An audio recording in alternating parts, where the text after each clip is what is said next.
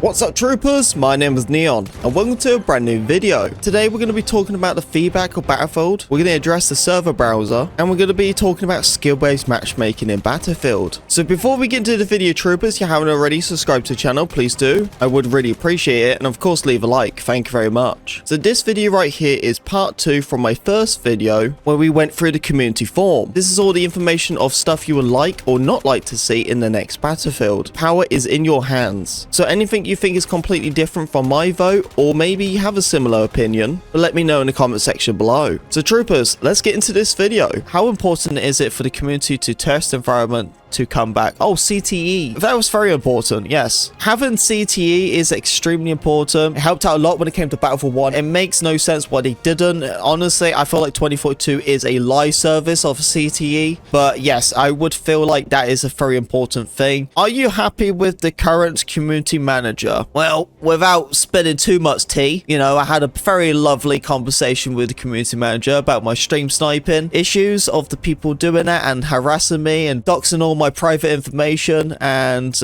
you know, still nothing's been dealt with. So I'm just gonna say neither, and we'll just leave that as that. Do you wish there's more transparency regarding the discussion and making from the development? 100%, man. Need more information. Like when they came along and they just slapped out like the official recall, they gave some sort of explainment, but honestly I felt like they need to have some sort of video or live stream to give like a lot more better in depth of the way why they were doing it. Yes, 100%.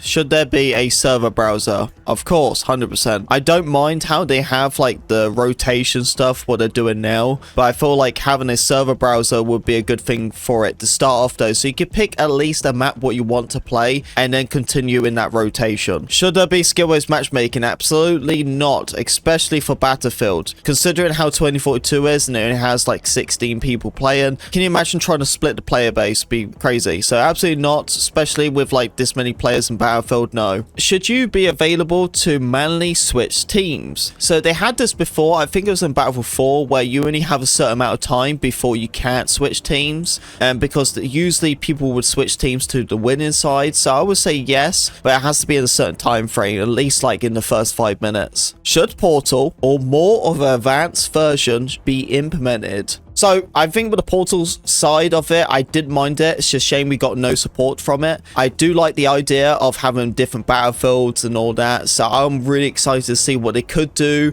with Portal. So yes, but with more options, that's what we're going to go for. How should crossplay between console and PC be handled? I like how it is we can play with absolutely anyone, but I feel like input is the most important one to have, because I know a lot of people don't like playing against controller players. I know a lot of people don't like playing against PC players. So if you could just do it so you could search for lobbies for controller players, and if you're on keyboard and mouse, you search for lobbies on keyboard and mouse lobbies, that would just make sense, right? So full always on crossplay, it's an option crossplay, so crossplay only when it's max party.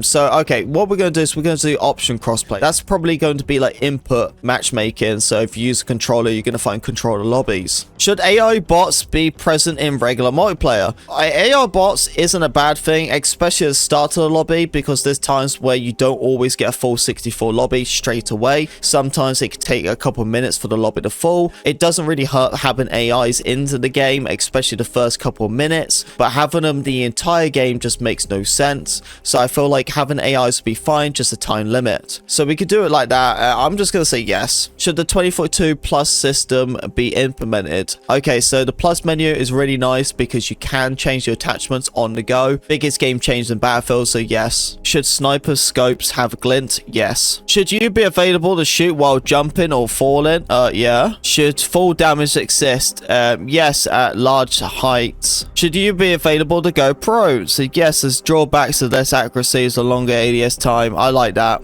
How should the game be supported? Live service, DLC. See, this is the thing, man. I don't mind live service. It's just 2042 sucks at doing it. DLC would definitely change this game. If they just did live service like Fortnite and they just constantly keep updating the game, giving it so much love, it would be fine. Live service will be fine. They just need to do a good job. How long after releasing should the first content package, DLC, or season release? Okay, so how long do we need to wait for? Well, most games, it isn't a big deal because you can really grind it out. There's a lot to play because you have the new weapons, new maps. And at that point, the game is just launched, so they probably want to work on the game, improve it. So I would say the first month is going to be absolute chaos. So releasing something like content-wise would definitely bring a lot of hype to the game, extremely. But at that point, it really depends on the stage of the game. If the stage of the game is extremely good, then I would say 1 month is fine. Thank you for the sub. But technically, for a game launching and having its time to improve, I would say 2 months is absolutely fine to wait until the first DLC. How frequent should the content package be released? Okay, so right now it's almost like every 6 months, and that's what it has been. Every 3 months isn't a terrible thing. Every 2 months is pretty nice. I would say every 3 months is the long stretch. I will say 2 months is what I would like to see. How long should the game be supported with major updates and content? Honestly, until the next game. There we go, right here. Until the next Battlefield game's release. If a content package release every 3 months, as to how many maps should be included. If it's every 3 months, then I would say at least 3 maps. If a content package release every 3 months, how many weapons should there be? At least 4 weapons. How many maps should there be in the game at release? At least 12 to 15. So this one here is basically asking, is it important to have like a good clear description of a roadmap, explaining exactly what's going to happen, and is it actually going to happen? Battlefield 5 was really annoying because they released a lot of roadmaps, what never actually happened. 2042 actually stuck with their script of roadmaps, so I'm going to say roadmaps is very important because we know what we're going to be getting. So are skins important to you? Yes, I love weapon skins, vehicle skins, specialist skins, all of that. Would you like to see a remaster / remade maps? Yes. How much destruction should there be? Well, 2042 doesn't even really have any destruction. I like how it is. The finals has so much, but I would say like Bad Company or like Battlefield 3. So I'm going to go with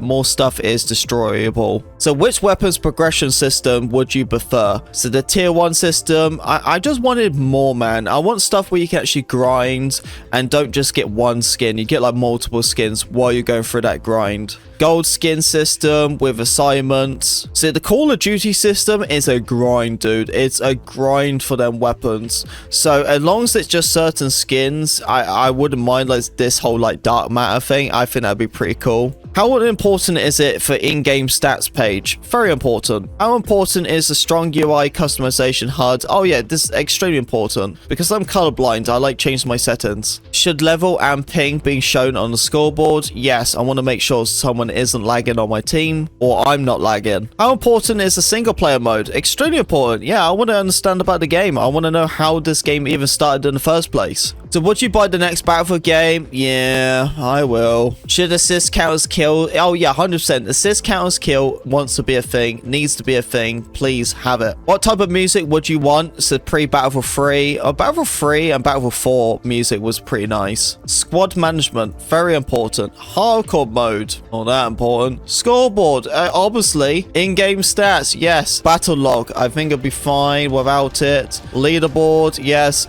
Ribbons, yes. Server stats, dog tags, emblems, spectator mode, test range, points balance, high ticket rate, yes. Good mouse controller input, yes. Solo co-op mode, yes. And there we go. That's it. We did it. We did the survey.